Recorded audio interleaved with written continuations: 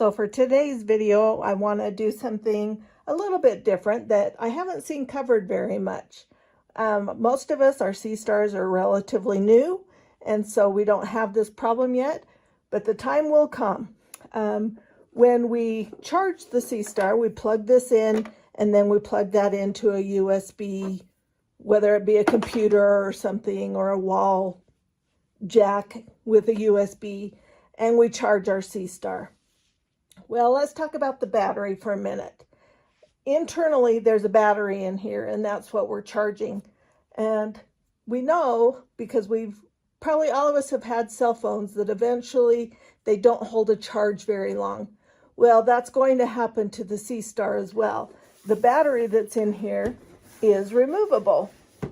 And to get to that battery, we put it on its side, we make sure it's turned off, it's not plugged in, and then we're going to open the battery compartment. And on the bottom of the Seestar, there are two little screws that hold the plate over that battery compartment. There's one screw, and then we get the other one. We just use a regular Phillips screwdriver. Mine's kind of a pointy tipped one, not a big fat one. And then that door just pops open, and lo and behold, there's the battery pack.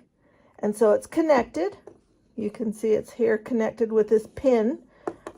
You can take it out, and they're clipped on there pretty snugly because you want a good connection there. You can see the battery. It's all in Chinese. We're not surprised by that. But you can get the battery number off of it. I'll hold it up so you can screenshot it if you need to. I hope that's showing in the screen. If you need to get a screenshot of it. It's kind of fine print. This is a ZWO battery. You would be able to replace it with another one. You just have to make sure it's the right size. And there again is that screenshot for that. When you get the new battery, there's two sides to this clip. There's little prongs that go down inside those holes right here. And then there's these little grooves right here. The other side does not have those grooves, so you know which way to put it into the clip. The clip has the two grooves on this side, and it's flat on this side. And down inside there are those little pins that go in here. So we're going to hold it.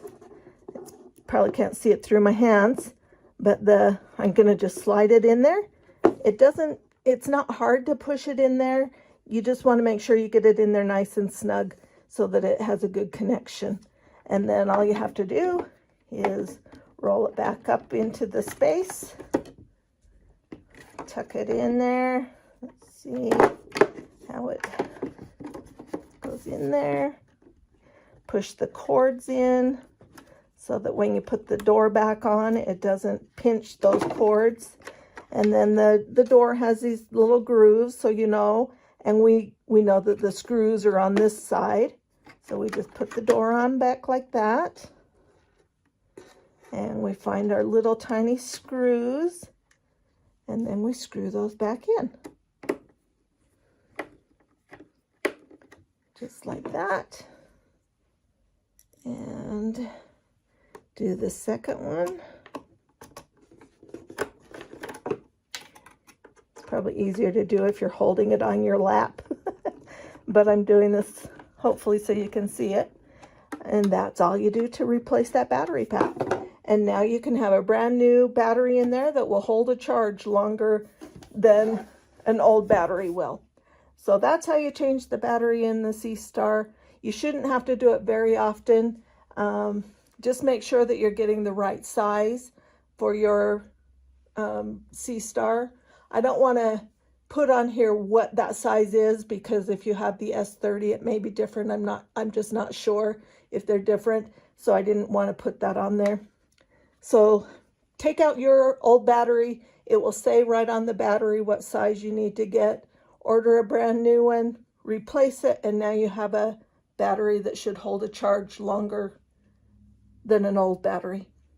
Hopefully that's helpful. Wishing everybody luck with their Seestars and wishing clear skies to everybody.